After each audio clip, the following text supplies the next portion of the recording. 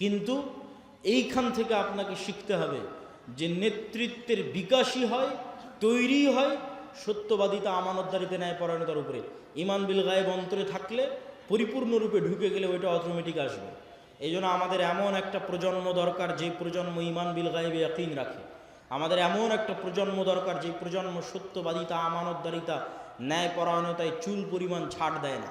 ইনশাআল্লাহ আগামী দিনে দেশ পরিচালনার দায়িত্বে যারা আসবে, আমরা সকলে নবী করিম সাল্লাল্লাহু আলাইহি সাল্লামের যে ন্যায়পরায়ণতা, সেই ন্যায়পরায়ণতার আলোকে আমরা দেশ পরিচালনার সর্বোচ্চ চেষ্টা করব। কেন নেতাই তৈরি হয় সত্যবাদিতা, আমানতদারিতা, ন্যায়পরায়ণতার উপর। আর মুসলমানদের মধ্যে নেতা তৈরি হওয়া বন্ধ হয়ে গেছে। কেন মুসলমানেরা সত্যবাদী, আমানতদার থাকতেই পারছে না, নেতা কিভাবে তৈরি হবে? আর এই নেতা যেন আর কোনোদিন তৈরি না হতে পারে, এই জন্য দুটো পদ্ধতি মুসলমানদের উপর চাপিয়ে দেওয়া আছে। একটা হচ্ছে গণতন্ত্রের কালচার, আর একটা হচ্ছে সুদী অর্থনীতি। গণতন্ত্র এমন এক কালচার যেখানে এক দল আর এক দলের বিরুদ্ধে মিথ্যা তো বলবেই। এই শিবগঞ্জ আসনে এরকম যত আসন আছে, একই আসনের ৬-৭ জন ১০ জন মনোনয়ন প্রার্থী একজন আরেকজনের বিরুদ্ধে মিথ্যা বলতেছে। তাহলে নেতৃত্বই তৈরি হবে না সত্যবাদিতা, আমানতদারিতা ছাড়া। আজকের মুসলমানেরা মুনাফিক অধিকাংশ। লাম্মা ইয়াদখুলুল ঈমানু ফি কুলুবিহিম, তাদের কালবে ঈমান প্রবেশ করে। কেন লা ঈমান আল ঈমান লা আমানাত লাহু, এক কালবে ঈমানের নূর আর মিথ্যার অন্ধকার একসাথে থাকতে পারে না। অথচ গত 16 বছর কত ওসি, ডিসি, এসপি, মন্ত্রী, মিনিস্টার, আজকে এখনো কত sub registrar, AC land lakh lakh টাকা দিয়ে ওমরা করে আসতেছে। কত জালসা, মসজিদ মাদ্রাসার কমিটির মেম্বার, অথচ ওর পদে যখন বসে তখন ঘুষখোর। তাহলে লাম্মা ইয়াদখুলুল ঈমানু ফি কুলুবিহিম, অন্তরে ঈমান প্রবেশ করেন, ঈমান বিল গায়েব নাই, বাহ্যিক ইসলাম নিয়ে মানুষকে ধোঁকা দিচ্ছে। অথচ আবু সুফিয়ান কোনোদিন মিথ্যা বলেনি, মুহাম্মদ সাল্লাল্লাহু আলাইহি ওয়াসাল্লামের বিরুদ্ধে মিথ্যা বলেন।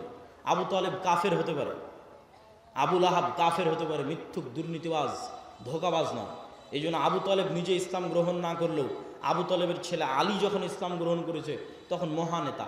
কেন নেতাই তৈরি হয় সত্যবাদিতা, আমানতদারিতা, ন্যায়পরায়ণতার উপর। আর মুসলমানদের মধ্যে নেতা তৈরি হওয়া বন্ধ হয়ে গেছে। কেন মুসলমানেরা সত্যবাদী, আমানতদার থাকতেই পারছে না, নেতা কিভাবে তৈরি হবে? আর এই নেতা যেন আর কোনোদিন তৈরি না হতে পারে, এই জন্য দুটো পদ্ধতি মুসলমানদের উপর চাপিয়ে দেওয়া আছে। একটা হচ্ছে গণতন্ত্রের কালচার, আর একটা হচ্ছে সুদী অর্থনীতি। গণতন্ত্র এমন এক কালচার যেখানে এক দল আর এক দলের বিরুদ্ধে মিথ্যা তো বলবেই। এই শিবগঞ্জ আসনে এরকম যত আসন আছে, একই আসনের ৬-৭ জন ১০ জন মনোনয়ন প্রার্থী একজন আরেকজনের বিরুদ্ধে মিথ্যা বলতেছে। তাহলে নেতৃত্বই তৈরি হবে না সত্যবাদিতা, আমানতদারিতা ছাড়া। আর এখানে গণতন্ত্রের নেতৃত্ব শুরুই হচ্ছে কি দিয়ে বলেন তো? মিথ্যা এবং দুর্নীতি দিয়ে। তাহলে যেই নেতার নেতৃত্বই শুরু হচ্ছে মিথ্যা এবং দুর্নীতি দিয়ে, ওই নেতা যখন ক্ষমতায় যাবে, ওকে টাকা ছিটালে আমেরিকার, ইউরোপের আর ভারতের কিনে নেওয়া 1 সেকেন্ডের ব্যাপার। কেননা ও জন্মগত মিথ্যুক, জন্মগত দুর্নীতিবাজ। এই জন্যই গণতন্ত্র টিকিয়ে রাখা আছে, যেন সৎ নেতার জন্মই না হতে পারে। এমন নেতা আসুক যাকে আমি কিনে নিতে পারব। আর মুসলমানদের মধ্যে এই স্বভাব আগে ছিল না। এই স্বভাব হচ্ছে ইউরোপীয় উপনিবেশ থেকে তৈরি হয়েছে। 150-200 বছরের ব্রিটিশ শাসনের গোলামি করার কারণে তৈরি হয়েছে। এবং যেখানে ইউরোপীয় উপনিবেশ যত কঠিন, ওখানে মুসলমানদের মিথ্যা, দুর্নীতি, ধোঁকার প্রবণতা তত বেশি। যেখানে ইউরোপীয় উপনিবেশ যত কঠিন, ওখানে মুসলমানদের মিথ্যা, ধোঁকা, দুর্নীতির প্রবণতা তত বেশি। আপনি পরীক্ষা করে দেখতে পারেন। হুদাল্লিল মুত্তাকিন আল্লাযীনা ইউমিনুনা বিল গায়ব, এই কিতাব কোরআন সেই কিতাব যেই কিতাব মুত্তাকিদের জন্য হেদায়েত স্বরূপ। একদম আল্লাহ সুবহানাহু ওয়া তাআলা কোরআন মাজিদের শুরুতে বলে দিয়েছেন যে মুত্তাকিদের জন্য হেদায়েত স্বরূপ। তো মুত্তাকি কারা? প্রথম বাক্য আল্লাযীনা ইউমিনুনা বিল গায়ব, মুত্তাকি ওরাই যার গায়েবের উপর ঈমান আছে। এটাই প্রথম পরিচয়। মুমিন ওরাই, মুসলিম ওরাই, মুত্তাকি ওরাই যার গায়েবের উপর ঈমান আছে। আর এই আয়াত শেষ হয়েছে যেই বাক্যাংশ দিয়ে, সেটা হচ্ছে ওয়াবিল আখিরাতি হুম ইউকিনুন। এই আয়াতের ধারাবাহিকতা। পরের আয়াতে গিয়ে আল্লাহ সুবহানাহু ওয়া তাআলা শেষ করেছেন ওয়াবিল আখিরাতি হুম ইউকিনুন।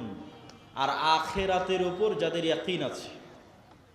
আখিরাত কেউ দেখেনি, এটাও গায়েব, কিন্তু আখিরাতের উপর ইয়াকিন আছে। ইয়াকিনের লেভেলের বিশ্বাস এক ভিন্ন বিশ্বাস। পৃথিবীতে যত নবী এবং রাসূল এসেছেন তাদের প্রায় সব নবী রাসূল কোনো না কোনোভাবে মালাকুত আস-সামাওয়াতি ওয়াল আরজ, আসমান এবং জমিনের গায়েবের কিছু না কিছু পর্দা আল্লাহ তাদের জন্য উন্মোচন করে দিয়েছিলেন, যেন তাদের ইয়াকিন অর্জিত হয়, গায়েবের উপর ইয়াকিন অর্জিত হয়। মালাকুত আস-সামাওয়াতি ওয়াল আরজ। যেমন ঈসা আলাইহিস সালাতু ওয়াস সালামকে আল্লাহ সুবহানাহু ওয়া তাআলা মুজিজাই দিয়েছেন এটা যে ঈসা তুমি বিসমিল্লাহ বলে বিইজনিল্লাহ বলে মানুষের গায়ে হাত দিলে মরা মানুষ জীবিত হয়ে যাবে। এটাই মুজিজা ঈসা আলাইহিস সালাম। অথচ মরা মানুষ জীবিত হওয়া গায়েব, অসম্ভব, এটা অদৃশ্য, এটা পরকালে ঘটবে, কিয়ামতে ঘটবে। কিন্তু গায়েবের এই জিনিসকে আল্লাহ মুজিজা বানিয়ে দিয়েছেন ঈসা আলাইহিস সালামের জন্য। তাহলে ঈসা আলাইহিস সালামের বিশ্বাস যে আল্লাহ মৃতকে জীবিত করতে পারেন বেশি না আমার এবং আপনার বিশ্বাস বেশি? ঈসা আলাইহিস সালামেরটা বেশি। ওনার ইয়াকিন অর্জিত হয়েছে, উনি নিজে প্র্যাকটিক্যালি দেখেছেন কিভাবে মরা মানুষ জীবিত হয়। উনি যদি এক খাবল কাদামাটি হাতে নিয়ে বিসমিল্লাহ বিইজনিল্লাহ বলে ফু দিতেন, তাহলে সেই কাদামাটি থেকে পাখি হয়ে আকাশে উড়ে যেত। আল্লাহ নিজে কোরআনে বলছেন। তাহলে পৃথিবীর নবী রাসূলদেরকে আল্লাহ সুবহানাহু ওয়া তাআলা গায়েবের কিছু পর্দা উন্মোচন করে দিয়েছেন। যেমন ইব্রাহিম আলাইহিস সালাতু ওয়াস সালাম বলছেন কাইফা তুহয়িল মাউতা, হে আল্লাহ আপনি কিভাবে মৃতকে জীবিত করবেন? আল্লাহ বলছেন আওয়ালাম তুমিন, ইব্রাহিম তুমি কি ঈমান রাখো না যে আমি মৃতকে জীবিত করতে পারি? তিনি বললেন ওয়ালাকিন লিয়াতমাইন্না কলবি, ঈমান তো আছে, কিন্তু যদি স্বচক্ষে দেখতাম ইয়াকিন অর্জন হতো। স্বচক্ষে দেখা হচ্ছে ইয়াকিন, ঈমান তো আছে কিন্তু স্বচক্ষে দেখতে চাই। তখন আল্লাহ সুবহানাহু ওয়া তাআলা বললেন ঠিক আছে, তুমি 4টে পাখি নাও এবং সেই 4 পাখিকে জবাই করে তাদের গোস্ত একটা আরেকটার সাথে মিক্স করে 4টে পাহাড়ে রেখে আসো, পাখিগুলোর নাম ধরে ডাক দাও, পাখি জীবন্ত হয়ে তোমার কাছে উড়ে আসবে।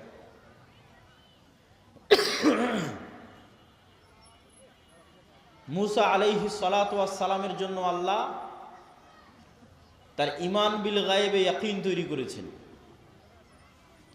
ঈমান বিল গায়বে ইয়াকিনের উপকারিতাটা কি? এই যে ইয়াকিনের কথা বলছো ওয়াবিল আখিরাতি হুম ইউকিনুন, আল্লাহ সুবহানাহু ওয়া তাআলা সূরা তাকাসুরের মধ্যে বলছেন ইয়াকিনের মাত্রাটা কোন লেভেলে হতে হবে। সূরা তাকাসুরে কিভাবে বারবার ইয়াকিনের দিকে নিয়ে যাওয়ার কথা বলা হয়েছে, এটা যদি দেখতাম। আলহাকুমুত তাকাসুর, দুনিয়ার পরস্পরের প্রতিযোগিতা তোমাদের ভুলিয়ে রেখেছে। ছোট বাচ্চাকে যেমন মোবাইল দিয়ে ভুলিয়ে রেখেছেন তার কান্না, অথবা আর কোনো কিছু দিয়ে যখন আপনি মানুষকে কোনো কিছু ভুলিয়ে রাখেন, তো এই দুনিয়াতে মৃত্যুকে ভুলে রাখার এমন কোনো সরঞ্জাম নাই যা এই পৃথিবীতে নাই। আজকের মোবাইল, আজকের বিনোদন, টাকা পয়সা, কাজ কারবার, ধন দৌলত, প্রতি মুহূর্তে মৃত্যুকে ভুলে থাকার সরঞ্জাম পৃথিবীতে আছে। তো বলছে আলহাকুমুত তাকাসুর, তোমাদের ভুলিয়ে রেখেছে দুনিয়ার প্রতিযোগিতা মৃত্যুকে। হাত্তা জুরতুমুল মাকাবির, এটা ততদিন চলবে যতদিন না তোমরা নিজেরা না মরে গেছো, নিজেরা না কবরে চলে গেছো। কাল্লা সাউফা তা'লামুন, কখনো নহে তোমরা অবশ্যই জানতে পারবে। সুম্মা কাল্লা সাউফা তা'লামুন, আবারও বলছি তোমরা অবশ্যই জানতে পারবে। কাল্লা লাউ তা'লামুনা ইলমাল ইয়াকিন, শুধু কি জানতে পারবে, ইয়াকিনের লেভেলে জানতে পারবে, ইয়াকিনের লেভেলে জানতে পারবে। কিভাবে ইয়াকিনের লেভেলে জানতে পারবে? লা তারাউন্নাল জাহিম, অবশ্যই তোমরা নিজে চোখে জাহান্নামকে দেখবে। অবশ্যই তোমরা নিজে চোখে জাহান্নামকে দেখবে। সুম্মা লা তারাউন্নাহা আইনাল ইয়াকিন, আবারও বলছি অবশ্যই তোমরা তোমাদের চোখে ইয়াকিনের লেভেলে তোমাদের চোখ দিয়ে তোমরা দেখবে জাহান্নামকে, ইয়াকিন অর্জিত হবে তোমাদের। তাহলে শুধু ঈমান আর ইয়াকিনের লেভেলে ঈমান এক নয়। আমরা বিশ্বাস করি কবরের আযাব হবে, বিশ্বাস করি জান্নাত এবং জাহান্নাম আছে, আর মুহাম্মদ সাল্লাল্লাহু আলাইহি ওয়াসাল্লাম মেরাজের রাতে স্বচক্ষে জান্নাত দেখেছেন, স্বচক্ষে জাহান্নাম দেখেছেন, স্বচক্ষে কবরের আযাব দেখেছেন। তাহলে মুহাম্মদ সাল্লাল্লাহু আলাইহি ওয়াসাল্লামের ইয়াকিন অর্জিত হয়েছে, ওনার ঈমানের মাত্রা আমাদের চেয়ে বেশি। কেন? গায়েবের পর্দা ওনার জন্য উন্মোচন করে দেওয়া হয়েছে। উনি গায়েবের পর্দা চিরে 7 আসমান পর্যন্ত পৌঁছে গেছেন, ফলে ওনার ইয়াকিন অর্জিত হয়েছে। এই গায়েবের উপর ইয়াকিন কেন দরকার? এটাই মুসলমানদের মুক্তির একমাত্র রাস্তা, ঈমান বিল গায়েব, এবং মুসলমানদের অধপতনের একমাত্র কারণ ঈমান বিল গায়েব না থাকা। আজকের মুসলমানেরা আজকের আমেরিকা এবং আজকের ইসরায়েলের তুলনায় যত দুর্বল, আজকের গাজার মানুষ, আজকের রোহিঙ্গারা যত দুর্বল, আজ থেকে 3000, 4000, 5000 বছর পূর্বে মুসা আলাইহিস সালাতু ওয়াস সালাম আজকের মুসলমানদের চাইতে কয়েকশো, কয়েক হাজার গুণ বেশি দুর্বল ছিলেন। এটা যদি আমি আপনাকে উদাহরণ দিয়ে না বুঝাই, আপনি বুঝতে পারবেন না যে কেমনে মুসা আলাইহিস সালামের মতো নবী, যাকে আমরা এত বড় নবী মনে করি, সেই নবীকে বলা হচ্ছে তিনি আজকের মুসলমানদের চাইতে বেশি দুর্বল ছিলেন। জি, আপনার বগুড়ার শিবগঞ্জের আটমোলের একজন কৃষককে, একজন রাখালকে যদি আজকে দায়িত্ব দেওয়া হয়, যাও তোমাকে দায়িত্ব দিলাম ডোনাল্ড ট্রাম্পের কাছে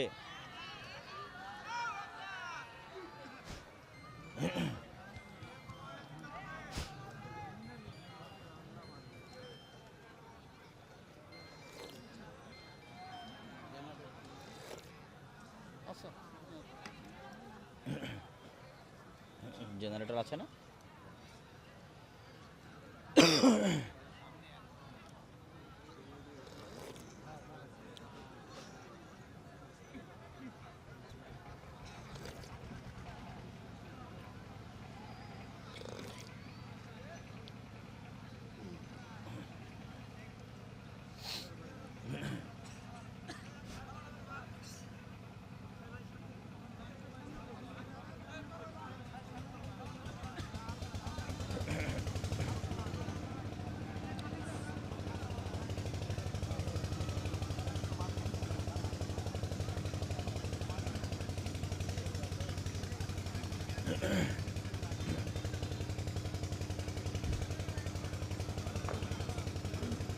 জি, আজকে বগুড়ার শিবগঞ্জের আটমোলের একজন রাখালকে দায়িত্ব দেওয়া হলো যে তুমি এখান থেকে ডোনাল্ড ট্রাম্পের কাছে গিয়ে দাওয়াতি কাজ করবা, রাশিয়ার ভ্লাদিমির পুতিনের কাছে গিয়ে দাওয়াতি কাজ করবা। তো এই আটমোলের এই কৃষক ডোনাল্ড ট্রাম্পের চেয়ে যত দুর্বল, আজ থেকে 4000 বছর আগে মুসা আলাইহিস সালাম ফেরাউনের তুলনায় তার চেয়ে বেশি দুর্বল ছিলেন। আপনার আটমোলের একজন সাধারণ রাখাল আজকের আমেরিকার প্রেসিডেন্ট ডোনাল্ড ট্রাম্পের তুলনায় যত দুর্বল, আজ থেকে 4000 বছর পূর্বে মুসা আলাইহিস সালাম ফেরাউনের তুলনায় তার চেয়ে বেশি দুর্বল ছিলেন। বাস্তবে আপনাকে বুঝিয়ে দিচ্ছি, আজকে শিবগঞ্জের আটমোলের এই কৃষকের নিজের জমি জায়গা আছে, তার বাপ মায়ের পরিচয় আছে, আত্মীয় স্বজনের পরিচয় আছে, যত গরিব হোক। আর আজ থেকে 4000 বছর আগে মুসা আলাইহিস সালাতু ওয়াস সালাম এমন এক গোলাম কওমের মেম্বার, এমন এক গোলাম জাতির সদস্য, যে গোলাম জাতির ইউযাব্বিহুনা আবনাআকুম, যাদের প্রত্যেক ছেলে সন্তানকে জবাই করার আদেশ দেওয়া আছে, বাপ মা বেঁচে থাকতেও পরিচয় দিতে পারছে না যে এটা আমার সন্তান। বাপ মা বেঁচে থাকতেও বলতে পারছে না যে মুসা আমার সন্তান। তাহলে মুসার বাপ মা নাই। মুসার নিজস্ব কোনো পরিচয়, যে পরিচয় দিবে যে আমি বানু ইসরাইলের সদস্য, এটার সাহস, এটার বৈধতা ফেরাউনের যুগে মুসা আলাইহিস সালাতু ওয়াস সালামের ছিল না। 2, আজকের এই 8 মূলের এই কৃষক ফাঁসির দণ্ডে দণ্ডিত আসামি নয়। আর মুসা আলাইহিস সালামকে যখন বলা হচ্ছে যাও ফেরাউনের কাছে, ইযহাব ইলা ফিরআউন ইন্নাহু তাগা, তখন মুসা আলাইহিস সালাতু ওয়াস সালাম ফেরাউনের দরবারে ফাঁসির দণ্ডে দণ্ডিত আসামি, পাওয়া মাত্র হত্যা করা হবে। আজকের 8 মূল শিবগঞ্জের কৃষক ডোনাল্ড ট্রাম্পের নিমক খাওয়া নয়, যে ট্রাম্প তার বাড়ি গাড়ি টাকা পয়সা সব কিছু করে দিয়েছে এই জন্য তার কাছে নত থাকতে হবে, এটার কোনো প্রয়োজনীয়তা নাই। কিন্তু মুসা আলাইহিস সালাম বড়ই হয়েছে ফেরাউনের বাড়িতে, খেয়েছে ফেরাউনের, থেকেছে ফেরাউনের বাড়িতে। আজ এই রকম এক গোলাম জাতির এরকম এক অসহায় নিরীহ সদস্য, ফাঁসির দণ্ডপ্রাপ্ত আসামিকে বলা হচ্ছে যাও তুমি যার বাড়িতে থেকে খেয়ে বড় হয়েছো তাকে গিয়ে দাওয়াতি কাজ করো। 4, আজকের যেই কৃষককে বলা হচ্ছে যাও তুমি ডোনাল্ড ট্রাম্পের কাছে দাওয়াতি কাজ করো, সে এখন মানুষের বাড়ির চাকর নয়। আর যখন মুসা আলাইহিস সালাতু ওয়াস সালামকে বলা হচ্ছে যাও ফেরাউনকে দাওয়াত দিতে হবে, তখন মুসা আলাইহিস সালাম প্রায় 10 বছর থেকে মানুষের বাড়ির কাজের লোক, প্রায় 10 বছর মানুষের বাড়ির কাজের লোক। তাহলে প্রায় 10 বছর থেকে মানুষের বাড়ির কাজের লোক, ফাঁসির দণ্ডপ্রাপ্ত আসামি, এমন এক গোলাম জাতির সদস্য যেখানে পরিচয় দেওয়া বাপ মায়ের পক্ষে পরিচয় দেওয়া সম্ভব নয়, এটা আমার সন্তান, এই পরিচয় দিতে পারবে না, অসম্ভব, পরিচয় দিলে দুনিয়া থেকে বিদায় নিয়ে যেতে হবে। এই রকম নিরীহ অসহায় অবস্থায় মুসা আলাইহিস সালাতু ওয়াস সালামকে বলা হয়েছে ফেরাউনের কাছে যেতে। আর ফেরাউন আজকের যুগে যে যত শক্তিশালী তার চেয়ে কয়েক শতগুণ বেশি শক্তিশালী। আমি যদি বুঝাতে না পারি সেটা আমার ব্যর্থতা, যে মুসা আলাইহিস সালাম আমার এবং আপনার চেয়ে বেশি দুর্বল ছিলেন। আজকের আমেরিকা এবং ইসরায়েলের তুলনায় যত দুর্বল, মুসা আলাইহিস সালাতু ওয়াস সালাম তার চেয়ে শতগুণ, 1000 গুণ বেশি দুর্বল ছিলেন। এই জন্য মুসা আলাইহিস সালাম সাহস করেননি। মুসা আলাইহিস সালাতু ওয়াস সালামের ঈমান বিল গায়েবে ইয়াকিন অর্জন হওয়ার পরও মুসা আলাইহিস সালাম ভয় পাচ্ছিলেন। তো তারপরও মুসা আলাইহিস সালাতু ওয়াস সালাম যেতে পেরেছেন, দাওয়াত দিতে পেরেছেন, বিজয় অর্জন করেছেন, তার একটাই কারণ ঈমান বিল গায়েবে ইয়াকিন, যেটা দিয়ে আল্লাহ কোরআন শুরু করেছে, ওয়ায়ুমিনুনা বিল গায়েব, গায়েবের উপর ইয়াকিন, ওয়া বিল আখিরাতি হুম ইউকিনুন, আখিরাতের উপর ইয়াকিন। তো মুসা আলাইহিস সালাতু ওয়াস সালামের ঈমান বিল গায়েবে ইয়াকিন তৈরি করার জন্য আল্লাহ মুসা আলাইহিস সালাতু ওয়াস সালামকে বলছেন, মুসা তোমার হাতে কি? তো বলে লাঠি।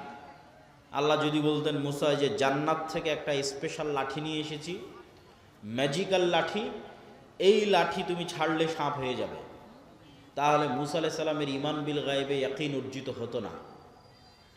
ওই রকম জাদুকরেরা, ওইরকম কবিরাজেরা, সাপুড়েরা, তাদের কাছে স্পেশাল নিজের প্র্যাকটিস দেওয়া, প্রশিক্ষণ দেওয়া সাপ, পাথর, লাঠি সব থাকে, ওইটা দিয়ে সবই করা যায়। তো আসমান থেকে একটা স্পেশাল লাঠি দিলাম, জান্নাত থেকে একটা স্পেশাল লাঠি দিলাম, দিয়ে বললাম এটা এখন সাপ হয়ে যাবে, এটা ঈমান বিল গায়েবে ইয়াকিন অর্জিত হবে না। তো যেই লাঠি মুসা আলাইহিস সালাম 10 বছর থেকে ব্যবহার করছে, 15 বছর থেকে ব্যবহার করছে, যেটা কোনো স্পেশাল লাঠি না, এমনি একটা, এই বাঁশ যেমন কোনো স্পেশাল নয়, একটা গাছ থেকে কেটে নিয়ে আসা হয়েছে এইরকম। তো মুসা কি, তো লাঠি, কি করো, গাছের পাতা পাড়ি, গর্ত সামনে আসলে লাফ দিয়ে পার হয়ে যায়। তো মুসা যে লাঠি তুমি আজ 5-10 বছর 20 বছর থেকে ব্যবহার করছো, ওই লাঠিটা ছাড়ো, ওই লাঠিটা এখন সাপ হয়ে যাবে, ওই লাঠিটা সাপ হয়ে যাবে। আমার পক্ষ থেকে দেওয়া কোনো স্পেশাল লাঠি নয়, তোমার হাতে যেটা তুমি ব্যবহার করছো দীর্ঘদিন থেকে, ওটা সাপ হবে, যাতে তোমার ঈমান বিল গায়েবে ইয়াকিন অর্জিত হয় যে চোখে যা দেখা যায় তাই সব কিছু নয়, এর বাইরেও এমন একজন সত্তা আছে ওহুয়া আলা কুল্লি শাইইন কাদির, যিনি সকল কিছুর উপর ক্ষমতাবান।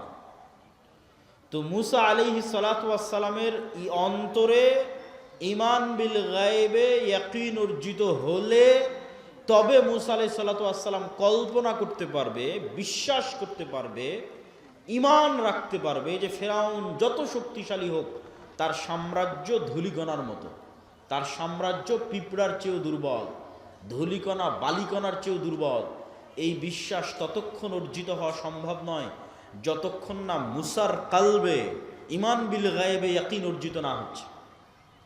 তো ঈমান বিল গায়বে ইয়াকিন অর্জিত হওয়ার পরেও মুসা আলাইহিস সালাম ভয় পাচ্ছেন, বলছে আল্লাহ একাই যেতে ভয় লাগছে, সাথে আমার ভাইকে দেন। আমার মুখের জড়তা আছে, এই জড়তা দূর করে দেন।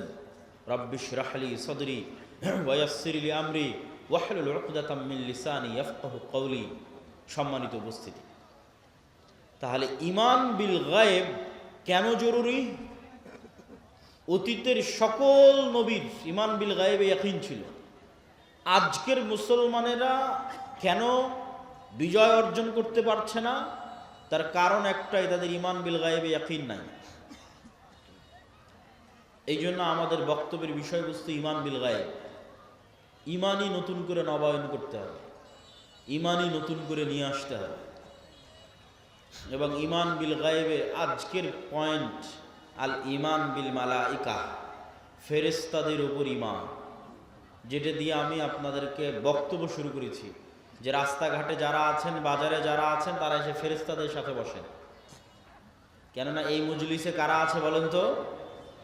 একটু জোরে বলেন, এই মজলিসে কারা আছে? আরো জোরে বলেন, কারা আছে? ফেরেশতারা আছে। তো ঈমান বিল মালাইকা, ফেরেশতাদের উপর ঈমান, এই ঈমানে ইয়াকিন দরকার। আজকের বক্তব্যে আমাদের চেষ্টা থাকবে যে আজকের বক্তব্য শুনে শেষে বের হতে হতে যেন আপনার ফেরেশতাদের উপর আপনার ঈমান যেন ইয়াকিনের পর্যায়ে পৌঁছে যায়। এখন তো কোন অবস্থায় আছে? এখন শুধু মুখে বলা অবস্থায় আছে যে বিশ্বাস করেছি আল্লাহ আছে, বিশ্বাস করি ফেরেশতা আছে, এই বলা পর্যন্তই শেষ। বাস্তবেই ফেরেশতা আছে এই লেভেলের ইয়াকিন নাই। তো আজকের বক্তব্যে আমাদের বিষয়বস্তু, আমরা ফেরেশতাদের উপর বিশ্বাসকে ইয়াকিনের লেভেলে নিয়ে যাব। ফেরেশতারা তৈরি নূরের, আর নূর পৃথিবীতে অস্তিত্বশীল বিরাজমান এক প্রকারের আলো যা চোখে দেখা যায় না। তবে এই লাইটের আলো নয়, সূর্যের আলো নয়, তবে এই লাইটের আলো যেমন বিরাজমান, জ্বলতেই যেমন পুরো এলাকা আলোকিত হয়ে গেছে, ধরা যাচ্ছে না কিন্তু অস্তিত্ব বোঝা যাচ্ছে। সূর্য যখন ওঠে তখন যেমন পুরো পৃথিবী আলোকিত হয়ে যায়, নূরও এভাবে সমগ্র পৃথিবী, সমগ্র আসমানে বিরাজমান, তবে চোখে দেখা যায় না। তবে নূর এই আলো নয়, এই লাইটের আলো নয়, এই পৃথিবীর সূর্যের আলো নয়, এটা এক ভিন্ন ধরনের আলো। কি আলো? নূর কি আলো? রাসূলুল্লাহ সাল্লাল্লাহু আলাইহি ওয়াসাল্লাম বলেন, হিজাবুহুন নূর, আল্লাহ সুবহানাহু তাআলার চেহারার পর্দা নূর। আল্লাহর চেহারা এবং আসমান জমিন, মানুষ, জিন, ফেরেশতা, এই যে আল্লাহর সৃষ্টিজীব, এই সৃষ্টিজীব আর আল্লাহর সত্তা, এই দুটোর মধ্যে আড় তৈরি করে রাখা আছে নূর দিয়ে। আল্লাহর চেহারা ঢাকা আছে নূর দিয়ে।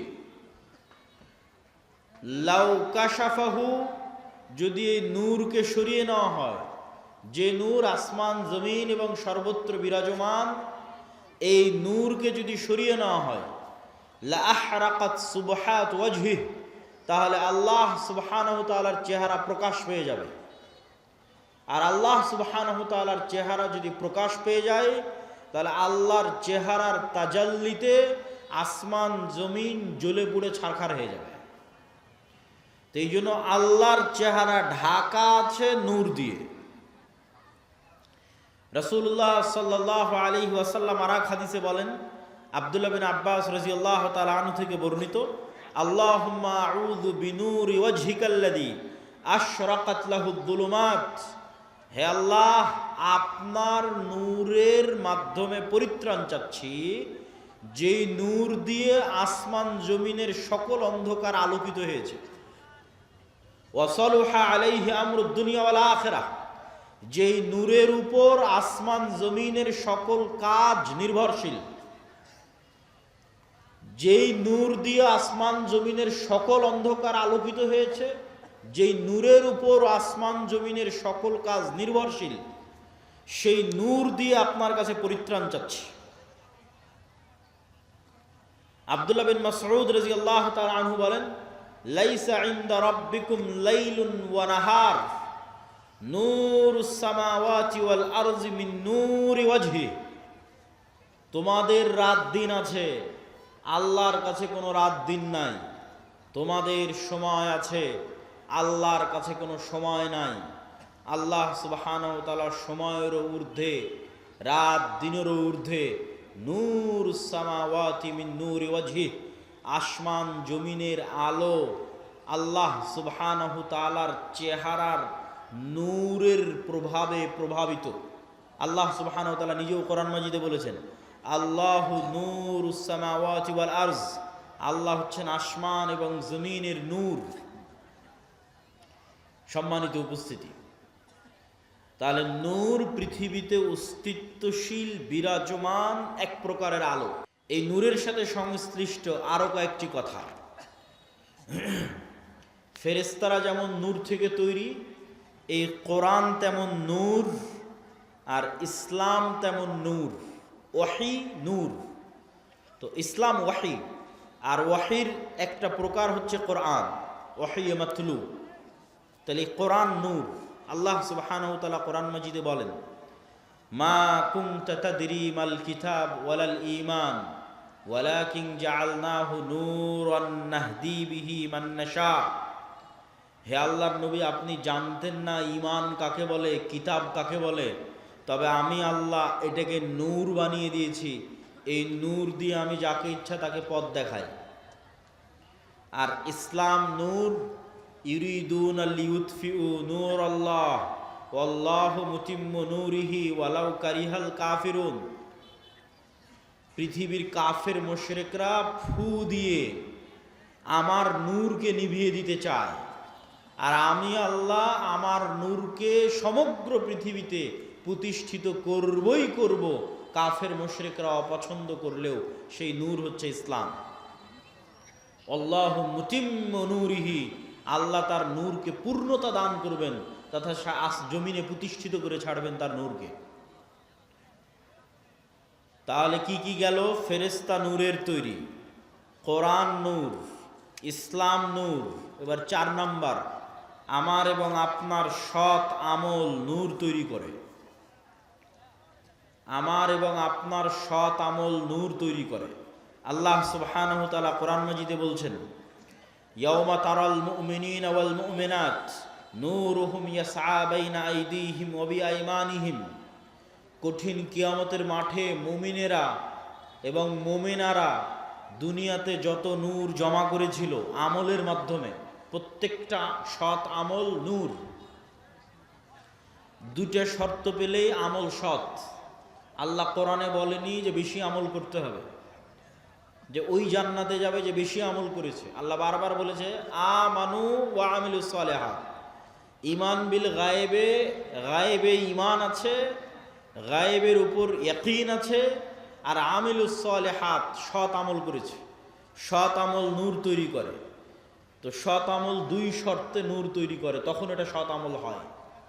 1, যদি হৃদয়ে ইখলাস থাকে, তাহলে ইখলাস পাওয়া মাত্রই নূর তৈরি হওয়া শুরু হয়ে যায়। 2, আমল যদি গায়েবের সাথে মিলে যায়। প্রত্যেকটা আমলের ফরম্যাট গায়েবে নির্ধারিত, যেই ফরম্যাট ওহির মাধ্যমে আল্লাহ রাসূলের কাছে পাঠিয়েছে। গায়েবে নির্ধারিত ফরম্যাটের সাথে না মিললে আমল কবুল হবে না, আমলে নূর তৈরি হবে না। তো গায়েবে নির্ধারিত ফরম্যাটের সাথে মিলাতে চাইলে কাকে দেখতে হবে? মুহাম্মদ সাল্লাল্লাহু আলাইহি ওয়াসাল্লামকে। কেননা গায়েবের ওই ওয়াহি, ওই জ্ঞান মুহাম্মদ সাল্লাল্লাহু আলাইহি ওয়াসাল্লামকে দেওয়া হয়েছে। তাহলে মুহাম্মদ সাল্লাল্লাহু আলাইহি ওয়াসাল্লামের আমলের সাথে যখন আমল হুবহু মিলে যাবে, মানে ওটা গায়েবের ফরম্যাটের সাথে হুবহু মিলে গেছে। আর অন্তরে যখন ইখলাস তৈরি হবে তখন এই আল্লাহর নবীর সাথে কাজের সাথে মিলে যাওয়া তথা গায়েবের ফরম্যাটের সাথে মিলে যাওয়া আর অন্তরে ইখলাস তৈরি হওয়া, এই দুটো যখন তৈরি হয়ে যাবে তখন আমলে নূর তৈরি হয়ে গেল। এবার যখন আমলে নূর তৈরি হয়ে গেল, এই রকম যত আমল মানুষ দুনিয়াতে করবে, আমলে সালেহ যে আমল নূর তৈরি করে, এরকম যত আমল মানুষ দুনিয়াতে করবে তত নূর সে ধারণ করবে নিজের কালবে। মানুষ তার কালবে নূর ধারণ করতে পারে, এটা আরেকটু পরে আরো বিস্তারিত বলতেছি। তো যখন মানুষ তার কালবে নূর ধারণ করবে আমলের মাধ্যমে, এই যে নূর গায়েব, এই গায়েবের পর্দাটা যেদিন উন্মোচন হয়ে যাবে সেই দিন থেকে মানুষ এই নূর দেখা শুরু করবে। তো গায়েবের পর্দা কখন থেকে উন্মোচন হয়ে যাবে? যখন মানুষ মারা যাবে। মারা যাওয়া মাত্রই মানুষ নিজেই গায়েবের জগতে চলে গেছে। যে গায়েবের উপরে এতদিন ইয়াকিন রাখতো, বারজাকি জগৎ, ওই গায়েবী জগতে যখন চলে গেছে তখন গায়েবের সব কিছু উন্মুক্ত হয়ে যাবে। তখন প্রথম সে দেখবে তার আমলের নূরকে। তার আমলের নূরে তার কবর আলোকিত হবে, তার আমলের নূরে কিয়ামতের অন্ধকার আলোকিত হবে, তার আমলের নূরে সে পুলসিরাত অতিক্রম করবে। তা আল্লাহ কোরআনে বলছে, ইয়াউমা তারাল মুমিনিনা ওয়াল মুমিনাত নূরুহুম ইয়াসআ বাইনা আইদিহিম ওয়া বিআইমানিহিম, যে কিয়ামতের মাঠে মুমিন মুমিনারা দেখবে দুনিয়াতে যত নূর জমা করেছিল সে আমলের নূর তাদের ডানে এবং তাদের সামনে ছুটে চলতেছে, বিচ্ছুরিত হচ্ছে। বলেন আল্লাহু আকবার। আল্লাহ সুবহানাহু ওয়া তাআলা প্রায় 2-3 আয়াতে মানুষের আমলের নূরের কথা বলেছেন যা কিয়ামতের মাঠে তারা দেখতে পাবে। যেমন রাসূল সাল্লাল্লাহু আলাইহি ওয়াসাল্লাম হাদিসে বলেছেন যে মানুষ যারা দুনিয়াতে ওযু করেছে, ওযু যদি সৎ আমল হয় তথা ইখলাস থাকে, আল্লাহর নবীর সাথে মিলে যায়, তাহলে এই ওযু নূর তৈরি করে। তো কিয়ামতের মাঠে ওযুর অঙ্গ প্রত্যঙ্গগুলোতে নূর জল জল জল জল করে জ্বলবে। তো দুনিয়াতে যত নূর জমা করেছে সৎ আমলের মাধ্যমে সব নূরের প্রভাব দেখতে পাবে। তাহলে 4 নম্বর পয়েন্টে আমরা বললাম সৎ আমল নূর তৈরি করে। এবার 5 নম্বর পয়েন্ট, মানুষের অন্তরে, মানুষের কানে, মানুষের চোখে, মানুষের সামনে, মানুষের পিছনে, মানুষের উপরে, মানুষের নিচে নূর তৈরি হতে পারে। রাসূলুল্লাহ সাল্লাল্লাহু আলাইহি ওয়াসাল্লাম দোয়া করছেন, আল্লাহুম্মা জাআল ফি কলবি নূরা, হে আল্লাহ আমার কালবে নূর তৈরি করে দেন। ওয়া ফি সামঈ নূরা, আমার কানে নূর তৈরি করে দেন। ওয়া ফি বাসরি নূরা, আমার চোখে নূর তৈরি করে দেন। এভাবে বলতে বলতে ডানে বামে, সামনে পিছনে, উপরে নিচে সকল অঙ্গ প্রত্যঙ্গে তিনি আল্লাহর কাছে নূর চেয়েছেন। তো নূরের অস্তিত্ব পৃথিবীতে এত বাস্তব, এত বাস্তব, যা আপনার যেমন চোখের পাওয়ার সরাসরি দেখা যায় না, কিন্তু যন্ত্র দিয়ে মাপলে ধরা পড়ে চোখের পাওয়ার কম কি বেশি, বাস্তবে অনুভব করতে পারেন চোখের পাওয়ার কমে গেছে কি বেশি হয়েছে। আপনার কানের শ্রবণ শক্তি কমেছে কি বেশি আছে এটা যেমন অনুভব করতে পারেন। মেশিন লাগাতে হয় ভালো মতো শোনার জন্য। আপনার শরীরের রক্তের মাত্রা, প্রেশার লো না হাই সেটা যেমন মেশিন দিয়ে মাপা যায় অথচ চোখে দেখা যায় না। আপনার রক্তের মধ্যে সুগার কতটুকু আছে সেটা যেমন মেশিন দিয়ে মাপা যায়, ধরতেই মেশিনে উঠে আসতেছে অথচ চোখে দেখা যায় না। আপনার শরীরের তাপমাত্রা যেমন থার্মোমিটার দিয়ে মাপা যায় অথচ চোখে দেখা যায় না, থার্মোমিটার ধরলে উঠে আসতেছে তাপমাত্রা এত। আপনার হার্ট বিটের পালস যেমন মেশিন ধরতে পারতেছে কত, অথচ চোখে দেখা যায় না। এই প্রত্যেকটা জিনিস যতটা সত্য, এই প্রত্যেকটা জিনিসে নূর তৈরি হয় এটা তার চেয়ে বেশি সত্য। যে আপনার চোখের পাওয়ার আছে এটা যত সত্য, আপনার চোখে নূর আছে অথবা নাই এটা তত সত্য। আপনার কালবে হার্টবিট চলছে এটা যত সত্য, আপনার কালবে নূর আছে অথবা নাই এটা তার চেয়ে বেশি সত্য। আজকে এখানে যতজন উপস্থিত হয়েছেন, এখন উপস্থিত আছেন, তাদের কালবে ন্যূনতম নূর আছে দেখে আপনি এখানে উপস্থিত হয়েছেন। ন্যূনতম নূর আছে দেখে উপস্থিত হয়েছে। আর কার কালবে নূর নাই, একটুকু নাই। একটা আলামত বলি, যার কালবে চুল পরিমাণও নূর নাই, যাদের ক্ষেত্রে আল্লাহ কোরআনে বলেছেন খাতামাল্লাহু আলা কুলুবিহিম, আল্লাহ তাদের অন্তরে মোহর মেরে দিয়েছেন, মৃত হৃদয়। তো এই মৃত হৃদয়ের একটা আলামত কি? যেমন কেউ যদি পর পর 3 জুমার সালাত পরিত্যাগ করে, তো রাসূল সাল্লাল্লাহু আলাইহি ওয়াসাল্লাম বলেছেন আল্লাহ ওর অন্তরে মোহর মেরে দেয়, তথা ওই অন্তরে নূর নাই, শেষ, মৃত হৃদয়, চলছে হার্টবিট কিন্তু পশুর মতো, চলছে রক্তনালী কিন্তু পশুর মতো, তথা আর জীবিত সে নাই, কেননা তার কাল্ব জীবিত নাই, তার কাল্ব মারা গেছে, নূর নাই। নূর না থাকলে কাল্ব মৃত্যুবরণ করে। সম্মানিত উপস্থিতি, তাহলে আমরা কয়েক পয়েন্টে আপনাদের সামনে তুলে ধরলাম যে নূর পৃথিবীতে অস্তিত্বশীল, বিরাজমান, মানুষের কালবে, চোখে, কানে তৈরি হতে পারে। কোরআন নূর, ইসলাম নূর, ফেরেশতারা নূরের তৈরি, এবং মানুষের সৎ আমল নূর তৈরি করে, এবং নূর তৈরি করতে করতে আমল আসমানের দিকে উঠতে থাকে। ইলাইহি ইয়ারফাউল কালিমুত তাইয়্যিব ইয়াসআদুল কালিমুত তাইয়্যিব, সৎ কথা, সৎ বাক্য আল্লাহর দিকে উঠে যেতে থাকে, উপরের দিকে উঠে যেতে থাকে। এবং ইবনুল কাইয়্যিম রাহিমাহুল্লাহ বলছেন মানুষের রূহ নূরুন লাতীফ, মানুষের রূহ হচ্ছে এক প্রকারের সূক্ষ্ম নূর। এই জন্য রূহ দেখা যায় না, কেননা নূর অদৃশ্য, তো রূহ অদৃশ্য। কিন্তু মানুষের আত্মপরিচয় রূহের উপর নির্ভর করে। মানুষকে যদি পুনরায়ও মানুষের শরীরের সকল কিছু যদি কাজে লাগানো যায়, আর যদি রূহ না দেওয়া যায়, তাহলে আত্মপরিচয় ফিরে আসবে না। যেমন আইনস্টাইনের ব্রেন যদি কপি করা যায়, ইমাম বুখারীর ব্রেন যদি কপি করা যায়, বিজ্ঞান যদি এই লেভেলে পৌঁছে যায়, কিন্তু ইমাম বুখারী, আইনস্টাইন, নিউটন ওরা ফিরে আসবে না, ওদের আত্মপরিচয় ফিরে আসবে না। কেন? আত্মপরিচয় নির্ভর করে রূহের উপর। নূরুন লতীফ। ইয়াসআলুনাকা আনির রূহ কুলির রূহ মিন আমরি রাব্বি। মানুষজন জিজ্ঞেস করে, বলে রূহ কি? আপনি বলে দিন রূহ আল্লাহর আদেশ। আল্লাহ যখন চান প্রতি রাতে এই রূহকে উঠিয়ে নেন। যাদের আল্লাহ মৃত্যু দিতে চান তাদের রূহকে তার কাছে আটকে রেখে দেন, এরা সকালবেলা মৃত অবস্থায় উঠে। আর যাদের আল্লাহ সুবহানাহু ওয়া তাআলা বাঁচিয়ে রাখতে চান এদের রূহকে আবার ফেরত দিয়ে দেন, এই জন্য সকালবেলা এরা জীবিত অবস্থায় উঠে। এই জন্য দোয়ার মধ্যে বলা হয়েছে আল্লাহুম্মা বিইসমিকা আমুতু, হে আল্লাহ তোমার নামে আমি মারা যাচ্ছি। কেননা তখন রূহের কাজ শেষ হয়ে যায়। রূহের কাজ দেখা, রূহের কাজ শোনা, রূহের কাজ চিন্তা করা, রূহের কাজ বোঝা। বাকি শরীরের হার্টবিট, রক্ত সঞ্চালন এগুলো তো চলছেই, কিন্তু দেখা, শোনা, চিন্তা, গবেষণা যখন বন্ধ হয়ে যায় তখন রূহের কাজ শেষ। এই জন্য যখন মানুষ ঘুমিয়ে যায় তখন রূহের আর কোনো কাজ থাকে না, তখন রূহ উড়াল দেয়। আল্লাহ সুবহানাহু ওয়া তাআলা তার কাছে নিয়ে নেন রূহকে। কোরআনের আয়াতে আল্লাহ সুবহানাহু ওয়া তাআলা বলছেন। এবং সকালবেলা যখন ঘুম থেকে উঠে তখনও দোয়ার মধ্যে শিখিয়ে দেওয়া আছে যে প্রশংসা ওই আল্লাহর যিনি আমাদেরকে পুনরায় জীবিত করেছে মৃত্যু দেওয়ার পর। মৃত্যু দেওয়ার পর তাহলে মৃত্যু দিল কখন? ঘুমই মৃত্যু। এবং প্রত্যেকটা লেভেলে পরবর্তী লেভেলের আলামত আছে, প্রত্যেক লেভেলে পরবর্তী লেভেলের আলামত আছে। এখন আমরা কোন লেভেলে আছি? এখন আছি দুনিয়ার লেভেলে। এই দুনিয়াতে বসে থেকেই বারজাখি জীবন কেমন হবে তার আলামত দেওয়া আছে, যে পরের জগৎটা কেমন হবে তুমি দুনিয়াতে বেঁচে থাকতেই বুঝে নাও।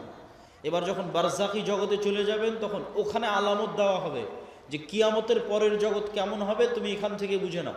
বারজাখি জগৎ থেকে হালকা হালকা বুঝতে পারবে, কেননা জান্নাতের সাথে দরজা খুলে দেওয়া হবে, কারো দরজা জাহান্নামের সাথে খুলে দেওয়া হবে। সরাসরি জান্নাতে দেওয়া হবে না, সরাসরি জাহান্নামে দেওয়া হবে না, কিন্তু ওখানে বসে থেকে বুঝতে পারবে হালকা হালকা যে জান্নাত কেমন হতে পারে। ওখান থেকে বসে থেকে বুঝতে পারবে হালকা হালকা যে জাহান্নাম কেমন হতে পারে। ঠিক এই দুনিয়াতে বসে থেকেই পরের জগতের একটু আলামত, সেটাই হচ্ছে ঘুম।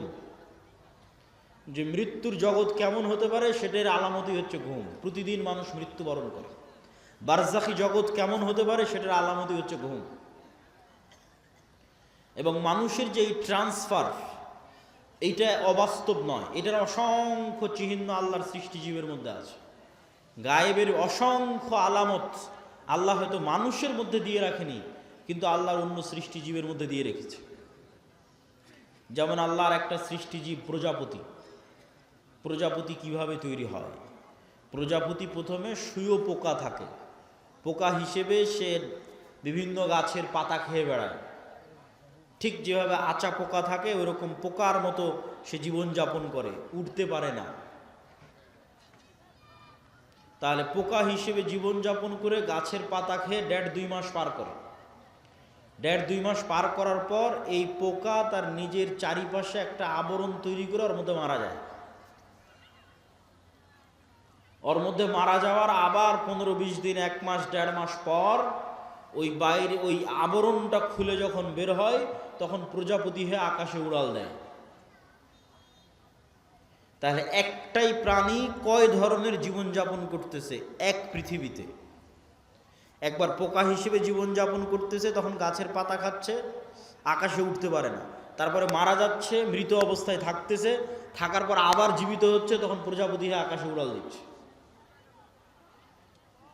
তাহলে মানুষ পৃথিবীতে এখন বেঁচে আছে, এটা এক ধরনের জীবনযাপন। মারা যাবে, বারজাখি জগতে চলে যাবে, এটা আর এক ধরনের জীবনযাপন। ওই জগতে এক এক রুহের জীবন ধারণ হবে এক এক রকম। শহীদদের রূহ পাখি হিসেবে খাবার পর্যন্ত খাবে জান্নাতে। আরো উঁচু লেভেলের রূহ আল্লাহ সুবহানাহু ওয়া তাআলার আরশের সাথে ঝুলন্ত থাকবে। সম্মানিত উপস্থিতি, তাহলে পরবর্তী জীবন যে সম্ভব, এটার নিদর্শন আল্লাহর সৃষ্টিজীবের মধ্যেই পৃথিবীতে আছে।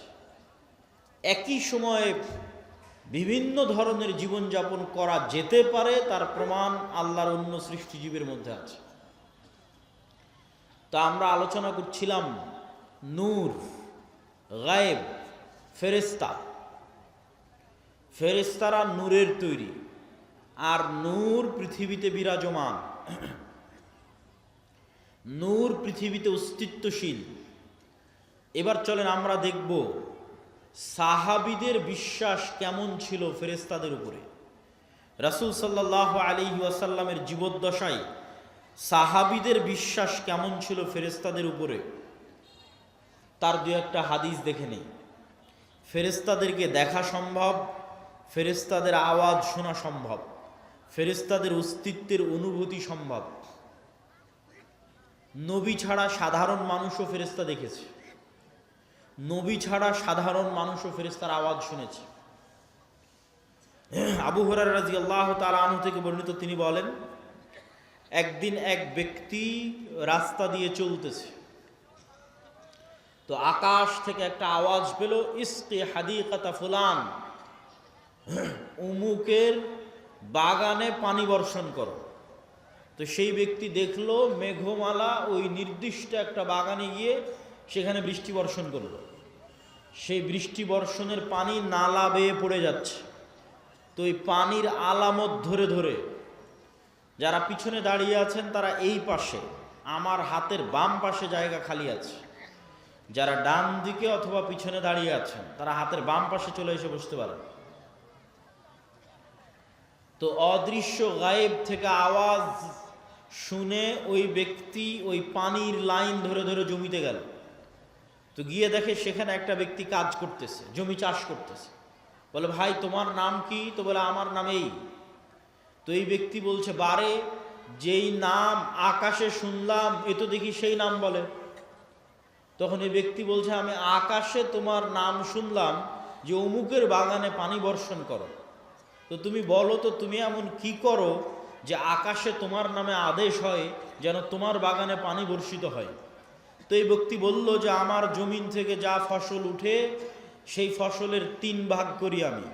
3 ভাগের 1 ভাগ আল্লাহর রাস্তায় দান করে দিই, 3 ভাগের 1 ভাগ এই জমিতে আবার ব্যয় করি, আবার আবাদ করতে খরচ করি, আর 3 ভাগের 1 ভাগ দিয়ে আমার দৈনন্দিন জীবন সংসার সারা বছর পরিচালনা করি। তো এই ব্যক্তি কোনো নবী নয়, সে ফেরেশতার আওয়াজ শুনেছে যে ফেরেশতা বলতেছে, ইসকি হাদিকাতা ফুলান, উমুকের বাগানে বৃষ্টি বর্ষণ করো। দেখেন, ফেরেশতার অস্তিত্ব পৃথিবীতে অতি বাস্তব। কত বাস্তব? আমার আত্মীয় স্বজন, ভাই বোন, সন্তান সন্ততির চেয়ে বেশি বাস্তব। কেন আমার আত্মীয় স্বজন, ভাই বোন, বাপ মা, সন্তান সন্ততির চেয়ে বেশি বাস্তব? এই জন্য যে আল্লাহ যখন প্রথম আমাদের সৃষ্টি করেছে, প্রথম যখন জান্নাতে আল্লাহ আমাদের সৃষ্টি করেছে, আমাদের আদি পিতা আদম আলাইহিসসালামকে, তখন আদম আলাইহিসসালাম চোখ খুলে দেখেনি যে এটা আমার বাপ, এটা আমার মা, আর চোখ খুলে দেখেনি যে এটা আমার বউ, চোখ খুলে দেখেনি যে এটা আমার ছেলে। চোখ খুলে প্রথম পরিচিত হয়েছে বারে ফেরেশতা।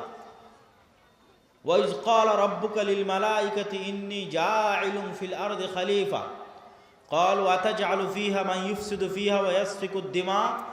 আল্লাহ নিজে পবিত্র কোরআনে ব্যাপকভাবে বর্ণনা করেছেন এই ঘটনা। আল্লাহ সুবহানাহু ওয়া তাআলা ডাক দিয়ে ফেরেশতাদের বলছেন যে আমি পৃথিবীতে মানুষ তৈরি করতে চাই। তখন ফেরেশতারা বলছে আপনি পৃথিবীতে এমন কাউকে তৈরি করবেন যারা ফিতনা ফাসাদ করবে। নাহনু নুসাব্বিহু বিহামদিক ওয়া নুকদ্দিসু লাক। আপনার কত তাসবিহ লাগবে, আমরা তো সারাদিন তাসবিহ পাঠ করছি, আপনার পবিত্রতা বর্ণনা তো আমরা করছি। তখন আল্লাহ বললেন ইন্নী আ'লামু মা লা তা'লামুন, ফেরেশতারা তোমরা অতটুকুই জানো যতটুকু আমি তোমাদের জানিয়েছি, পুরো গায়েব তোমরা তো জানো না, সম্পূর্ণ গায়েব তোমাদের জানা নাই, যতটুকু আমি জানিয়েছি ততটুকুই জানো। ওয়া আল্লামা আদামাল আসমাআ কুল্লাহা সুম্মা আরাদাহুম আলাল মালাইকা। আদমকে কিয়ামত পর্যন্ত যা সৃষ্টি হবে সব আল্লাহ শিখিয়ে দিয়েছেন। ওই ক্যামেরা, ওই কম্পিউটার, ওই মোবাইল, ওই বিমান, ওই পারমাণবিক বম সব আদম আলাইহিসসালাতু ওয়াসসালাম জানতেন। আদম আলাইহিসসালাতু ওয়াসসালামের ব্রেনে ছিল বলেই সেটা ট্রান্সফার হতে হতে হতে হতে হতে হতে মানুষের ব্রেনে এখনও আছে। এই জন্য ওটা মানুষ বের করে নিয়ে আসতে পারতেছে। যদি বাপের ব্রেনে না থাকে জীবনে সম্ভব নয় ওটা নিয়ে আসা। বাপের ব্রেনে ছিল, ট্রান্সফার হতে হতে মানুষের ব্রেনেও আছে। সময় সাপেক্ষে যুগের প্রয়োজনে বের হতে থেকেছে। যুগের চাহিদায় ওই পর্দাটা উন্মুক্ত হয়ে গেছে, যুগের চাহিদায় ওই পর্দাটা উন্মুক্ত হয়ে গেছে, ওই জ্ঞানের দরজাটা খুলে গেছে। কিন্তু সবগুলো জ্ঞান আগেই বাপের ব্রেনে রাখা আছে। বাপের ব্রেন থেকে ট্রান্সফার হতে হতে সন্তানের ব্রেনেও আসতে থেকেছে। যুগের প্রয়োজনে যখন যে জ্ঞানের দরকার, যখন যে গায়েবের পর্দা উন্মোচন হওয়ার দরকার, সেটা উন্মোচন হতে থেকেছে। ও আল্লামা আদম আল আসমা কুল্লাহা, সব শিখিয়ে দিলেন আল্লাহ আদম আলাইহিস সালাম। তারপরে ফেরেশতাদের ডাক দিয়ে বললেন, ফেরেশতারা বলো আম্বিউনি বি আসমাই হাউলাই, এগুলোর নাম বলো, এগুলো কি? তখন ফেরেশতারা আর বলতে পারেন, ক্বালু সুবহানাক লা ইলমা লানা ইল্লা মা আল্লামতানা। আল্লাহ আপনার পবিত্রতা, আপনি মহাপবিত্র, আমরা অতটুকুই জানি যতটুকু আপনি জানিয়েছেন, এর বাইরে আমাদের জানার কোনো ক্ষমতা নেই। ইন্নাকা আনতাল আলিমুল হাকিম, আপনি হলেন সর্বজ্ঞানী, আপনি হলেন সর্বজ্ঞানী এবং সর্বপ্রজ্ঞাময়। তখন আল্লাহ বললেন ইয়া আদম আম্বিউহুম, এই যে আদম, এবার তুমি বলো তো এই জিনিসগুলোর নাম কি? ফালাম্মা আম্বাহুম বিআসমাইহিম, তখন আদম আলাইহিস সালাতু ওয়াস সালাম সবগুলোর নাম বলে দিলেন। এবার আল্লাহ ফেরেশতাদের বলেন ওয়াইজ কুলনা লিল মালাইকাতি ইসজুদু লি আদম, তখন আমি আল্লাহ ফেরেশতাদের বললাম, ফেরেশতারা তোমরা এবার আদমকে সিজদা করো। তাহলে আমরা সবার আগে কাদেরকে দেখলাম এবার বলেন? জোরে বলেন না যে কাদের দেখলাম, না আর এক মানুষকে দেখেছি? তাহলে আপনার বাপ মা আগে না ফেরেশতা আগে? ফেরেশতা আগে। আপনার সন্তান আগে না ফেরেশতা আগে? আপনার সন্তানের অস্তিত্বের চেয়ে বেশি সত্য আপনার সাথে ফেরেশতা আছে, আমাদের সাথে ফেরেশতা আছে। আপনার বাপ মায়ের অস্তিত্বের চেয়ে বেশি সত্য যে আমাদের সাথে ফেরেশতা আছে। কেন আমরা যখন প্রথম সৃষ্টি হয়েছি তখন থেকে ফেরেশতাদের সাথে আমরা কানেক্টেড, তখন থেকে আমরা ফেরেশতাদের দেখেছি। গায়েবের উপর ঈমান না থাকার কারণে দুনিয়াতে এসে ভুলে গেছি। তাহলে আদম আলাইহিস সালাতু ওয়াস সালামের ঈমান কোন লেভেলের হবে যে ফেরেশতারা আছে? আদম আলাইহিস সালাতু ওয়াস সালামের ঈমান তার ছেলের অস্তিত্বের চেয়ে বেশি যে ফেরেশতারা আছে। আদম আলাইহিস সালাতু ওয়াস সালামের ঈমান তার স্ত্রী হাওয়ার অস্তিত্বের চেয়ে বেশি যে ফেরেশতারা আছে।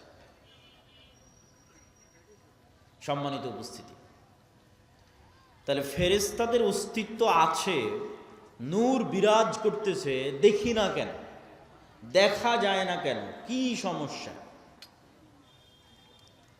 তো এইটার ক্ষেত্রে আপনাকে দু একটা উদাহরণ দিই। আজ থেকে 100 বছর আগে আটমূলের যে মানুষটা মারা গেছে, সেই মানুষটাকে আজকে উঠান, যদি তাকে জীবিত করা যায় তাহলে সে জীবিত হলো। জীবিত হওয়ার পর সেই মানুষকে আপনি বলবেন যে আমি আব্দুল্লাহ আওয়াজ দিব, এখানে বাজবে ঢাকায়, সাথে সাথে আমি আওয়াজ দিব, এখানে আওয়াজ বাজবে কোথায়? ঢাকাতে। আমি আওয়াজ দিব এখানে, বাজবে আমেরিকাতে। আমি আওয়াজ দিব এখানে, বাজবে মক্কায়। সে কি বিশ্বাস করবে? কিন্তু এখন তো বাজতেছে, এই যে লাইভ চলতেছে, সারা পৃথিবীতে বাজতেছে। বলতেছি এখানে, বাজতেছে সারা পৃথিবীতে। তাহলে এই যে ইলেকট্রোম্যাগনেটিক ওয়েভ, তরঙ্গ, আলোর তরঙ্গ ওয়েভ, এইটার মধ্যে ডাটা ধারণ করার ক্ষমতা, তথ্য, মানুষের কথা এটার মধ্যে থাকতে পারে, মানুষের দৃশ্য এটার মধ্যে থাকতে পারে। এইটা আল্লাহ যেই দিন পৃথিবী সৃষ্টি করেছে ওই দিন থেকেই আছে। মানুষ জানেনি, গায়েব। তাহলে 100 বছর আগে আটমূল থেকে যে মানুষ চলে গেছে এটার কাছে গায়েব। যে তার আওয়াজ এই ওয়েভের মধ্যে থেকে যেতে পারে, তার দৃশ্য এই ওয়েভের মধ্যে দিয়ে প্রবাহিত হতে পারে।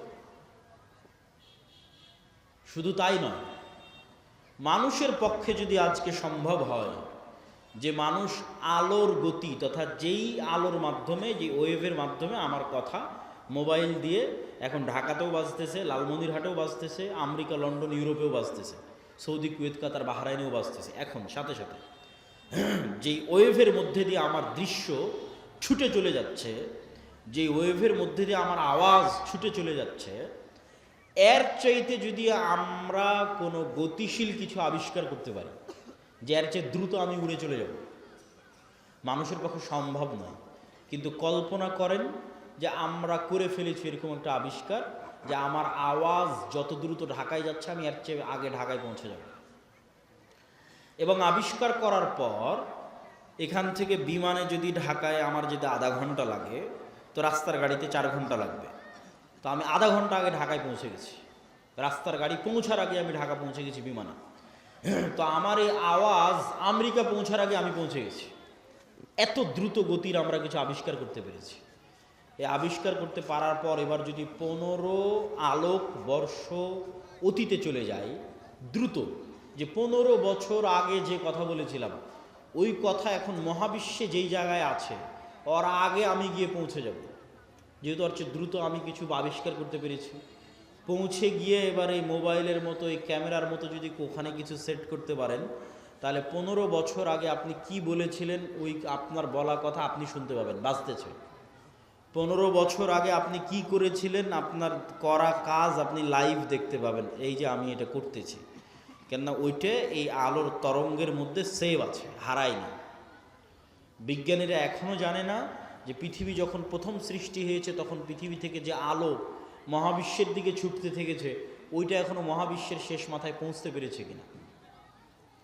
তাহলে এভাবে যদি 1400 বছর আগে চলে যান, তাহলে মোহাম্মদ সাল্লাল্লাহু আলাইহি ওয়াসাল্লামের হাদিস বুখারীতে পড়া লাগবে না, আপনি কানে শুনতে পাবেন, নিজে কানে শুনতে পাবেন, যেমন এখন লাইভ বাজতেছে। তো 1500 বছর অতীতে চলে গেলে আলোর গতির চেয়ে বেশি গতি নিয়ে মোহাম্মদ সাল্লাল্লাহু আলাইহি ওয়াসাল্লামের হাদিস নিজে কানে শোনা যাবে, বদরের যুদ্ধ লাইভ দেখা যাবে, বাস্তবে হচ্ছে এটা দেখা যাবে। এটা মানুষের দ্বারা সম্ভব নয়। এটা দিয়ে আল্লাহ মানুষের গুনাহকে গোপন রেখেছে, নাহলে একজন মানুষের গুনাহ গোপন থাকতো না। এই আলোর গতির চেয়ে মানুষের গতি কম থাকার কারণে মানুষের গুনাহ আজ গোপন আছে। সম্মানিত উপস্থিতি, তাহলে আমরা যা বলছি তার 1 সেকেন্ডও হারায় না, 1 সেকেন্ডও নয়, চাহে মোবাইলে রেকর্ড হোক আর না হোক, ওই তরঙ্গের মধ্যে থেকে যায়। যে কেউ চাইলে ধরে বের করে নিয়ে আসতে পারে। আল্লাহ সুবহানাহু ওয়া তাআলা এটা দিয়েই ধরে বের করবেন এটা আমি বলি না, কিন্তু এত সহজ মানুষের হিসাব নেওয়া, এত সহজ মানুষকে পাকড়াও করা, এইভাবেই পৃথিবী সেট আপ করা আছে। এখানে মানুষের একটা সেকেন্ড গোপন নয়, একটা সেকেন্ডও নয়। কেন আলো এই ডাটাগুলো ধারণ করে নিচ্ছে, যা করতেছে তাও সেভ আছে, যা বলতেছে তাও সেভ আছে। মানুষ চাইলে নিজেই দেখতে পারবে। মানুষকে আলোর চেয়ে দ্রুতগতির যন্ত্র আবিষ্কার করে অত বছর আগে চলে যেতে হবে, চলে গিয়ে নিজের আমলগুলো দেখতে হবে। তো আমি এগুলো করেছি, তো আমি এগুলো বলেছি, আমি নিজে শুনতে পাচ্ছি আমি কি বলেছি, আমি নিজে দেখতে পাচ্ছি আমি কি করেছি। কাফা বিনাফসিকাল ইয়াউমা আলাইকা হাসিবা, মানুষ আজকে তোমার বিচারের জন্য তুমি একাই যথেষ্ট। আলাদা কোনো বিচার বিভাগ কায়েম করে বিচার করতে হবে এইটা নয়, তুমি নিজেই যথেষ্ট। সম্মানিত উপস্থিতি, তাহলে কি বলছিলাম, গায়েব।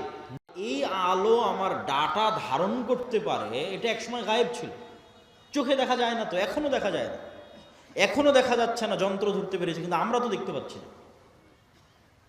তাহলে ওইটা যেমন সত্য যে আল্লাহ যেদিন পৃথিবী সৃষ্টি করেছেন ওই দিন থেকে মানুষের বলা কথায় আলোর মধ্যে থেকে গেছে, মানুষের বলা কাজ করা কাজ এই আলোর মধ্যে থেকে গেছে, এর চেয়ে বেশি সত্য যে এখানে নূর আছে, ফেরেশতা আছে, এটা এখন গায়েব। এবার বাস্তব জগতের আরো কিছু উদাহরণ দেই যেগুলো এখন যন্ত্রও ধরতে পারে না। যেমন আল্লাহর একটা সৃষ্টিজীব কুকুর, কুকুরের ঘ্রাণ শক্তি মানুষের চাইতে 10,000 গুণ বেশি। তো আমি এই যে মাইকটা সামনে আছে, এটা আমি নাক দিয়ে টেনেও আর কোনো গন্ধ পাচ্ছি না। তখন আমি যদি বলি যে এই মাইকের কোনো গন্ধ নাই, এটা মিথ্যা কথা হবে। এই মাইকটাই আপনি একটা প্রশিক্ষিত কুকুরের নাকে ধরেন, তারপর মোলাম গাড়ি বাজারে ফেলে রেখে আসেন কোনো এক জঙ্গলে, ওই কুকুর ওখান থেকে খুঁজে বের করে নিয়ে আসবে এই মাইককে। 50 গুণ 100 গুণ বেশি নয়, 1000 গুণ নয়, 10,000 গুণ বেশি। মানুষের যদি কোনো শরীরে ক্যান্সার হয় তাহলে কোন কোষটাতে ক্যান্সার হয়েছে ওই ক্যান্সারের কোষের যে গন্ধ এটা পর্যন্ত কুকুর ধরতে পারে। মানুষের শরীরে যদি ভাইরাস হয়, যে করোনা ভাইরাস হয়েছে, তাহলে করোনা ভাইরাসের মতো অদৃশ্য জিনিসের গন্ধ কুকুর ধরতে পারে, যে ভাইরাসকে দূরবীন দিয়ে দেখতে হয়, মাইক্রোস্কোপ লাগিয়ে দেখতে হয়, ওই ভাইরাসের গন্ধ পর্যন্ত কুকুর ধরতে পারে।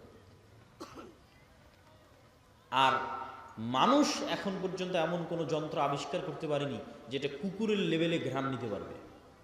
এই জন্য মানুষ কুকুরকেই কাজে লাগায়, যে একটা যন্ত্র আমি আবিষ্কার করেছি যেটা কুকুরের মতো ঘ্রাণ নিতে পারবে, নাই, এরকম কোনো যন্ত্র আবিষ্কৃত হয়নি। তাহলে পৃথিবীতে এমনও ঘ্রাণ আছে যেই ঘ্রাণ মানুষ পায় না, যেই ঘ্রাণ মানুষের তৈরি কোনো যন্ত্রও পায় না। এখন এখানে যদি মিসকে আম্বরের মতো সুগন্ধি থাকে, ধরেন কথার কথা ফেরেশতারা এসেছে, ফেরেশতাদের গায়ে মিসকে আম্বরের মতো সুগন্ধি আছে, ওই সুগন্ধি আমি পাচ্ছি না, কথা কি আমার বুঝতে পারছেন? তো আমি যে ওই সুগন্ধি পাচ্ছি না তার মানে সুগন্ধি নাই, এটা কি ঠিক? এটা ঠিক না। ঠিক তেমনি এমনও আওয়াজ আছে, কবরের আযাব কই, শুনতে তো পাই না, পাশ দিয়ে পিঁপড়া যাচ্ছে শুনতে পান, শুনতে পাই না। এই রেকর্ডারও যদি ওই পিঁপড়ার কাছে লাগান তবুও ধরা যাবে না পিঁপড়ার আওয়াজ। তাহলে পিঁপড়ার হাঁটার আওয়াজ হয় না? মিথ্যা কথা। সাপের যাওয়ার আওয়াজ হয় না? মিথ্যা কথা। ওইটা যেই লেভেলের সূক্ষ্ম আওয়াজ, ওটা আবার আল্লাহর আর এক সৃষ্টিজীব ধরতে পারে। যেমন হাতির মতো অন্য আরও কিছু প্রাণী আছে, আর আওয়াজ ধারণে খুবই সূক্ষ্ম, কয়েক লক্ষ কোটি কিলোমিটার দূরের আওয়াজ, সূক্ষ্ম থেকে সূক্ষ্ম আওয়াজ ধারণ করতে পারে। তাহলে কবরের আযাব হচ্ছে, কে শুনতে পায়? আল্লাহর সৃষ্টিজীব শুনতে পায়, মানুষ শুনতে পায়। তাহলে এটা এখনো পৃথিবীতে এরকম অসংখ্য সৃষ্টিজীব আছে যাদের একজনের কাজ আর একজনের সাথে মিলবে না।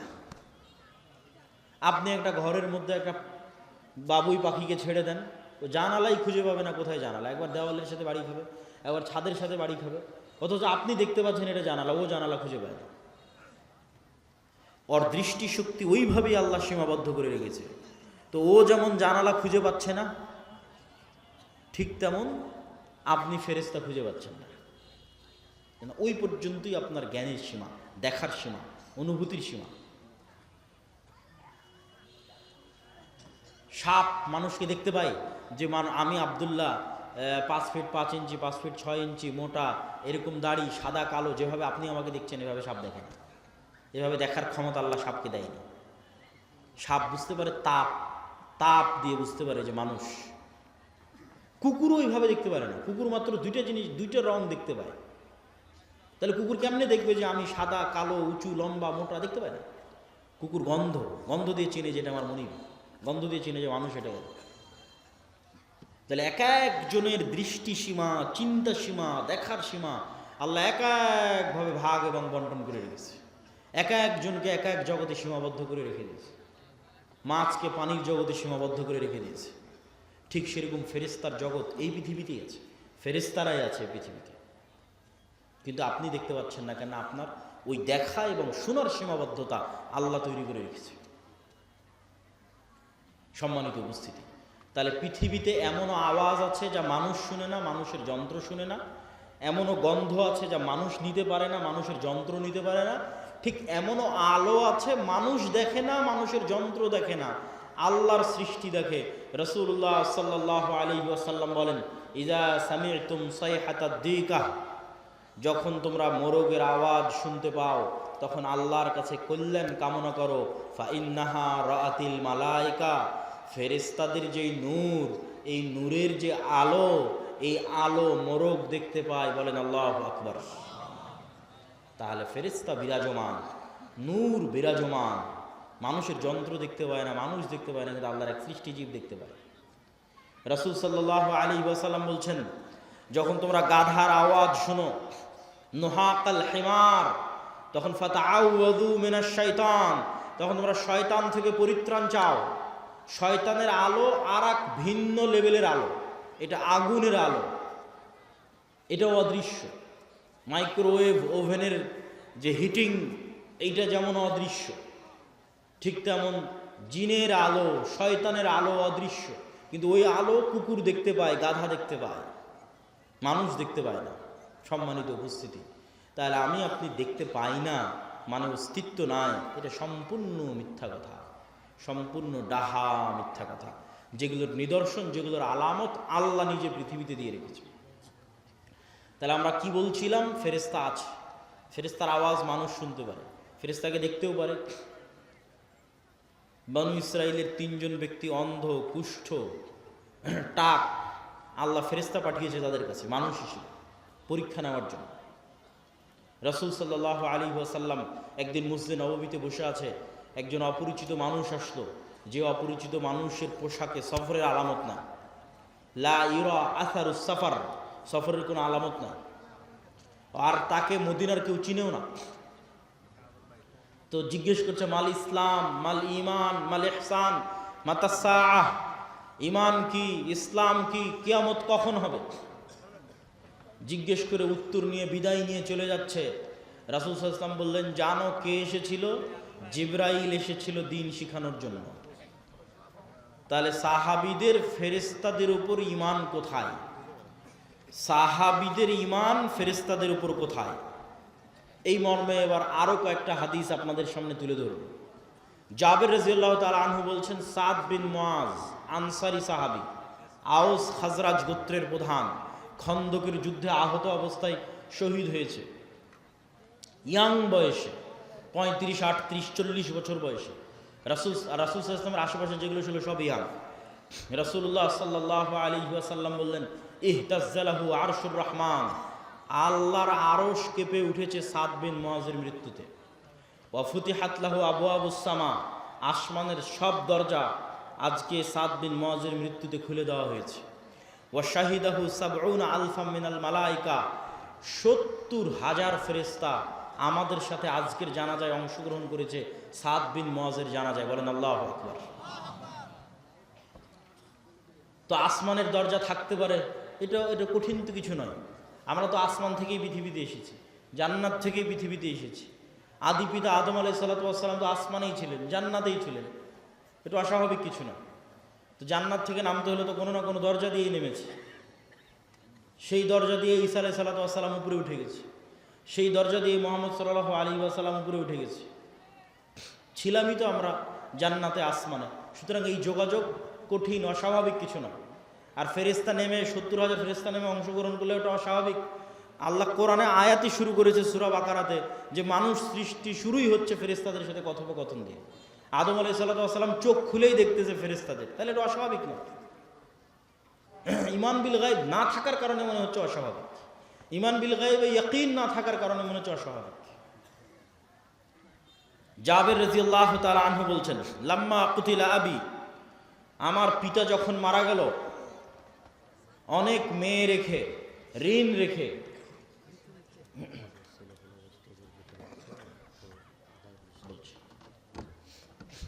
ঋণ রেখে,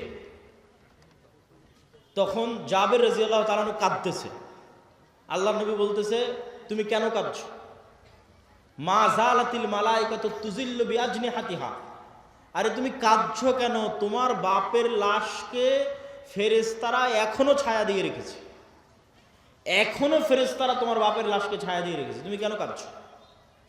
আয়েশা রাদিয়াল্লাহু তাআলা আনহা বলছেন, সাদ বিন মুআযের জানাজা উঠানো যায় না, এত ভারী।